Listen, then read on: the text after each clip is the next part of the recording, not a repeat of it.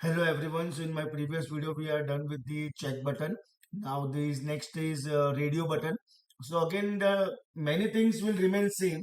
Only thing is like for example suppose this from Tkinter import everything, then main window tk function title. Now this is Tkinter string variable. It can store any string value. Okay, so if I write value 1, okay, why this variable name, that is also very important. So before coming to this line, we will focus on these 6 lines. Okay, we have used radio button 1, radio button 2 and radio button 3, and obviously here you have to write radio button, open the bracket, we have to write a root, that is main window name, and then whatever text you want, okay, for display purpose, that is radio button 1, 2 and 3.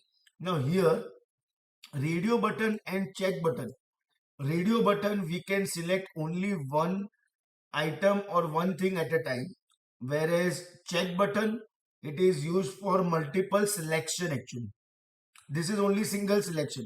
That's why the variable names are same only, value 1, value 1 and value 1. So value 1 equal to StringVar and our main window, that is root, comma, we are assigning default value. Okay, and default value we are assigning as 1.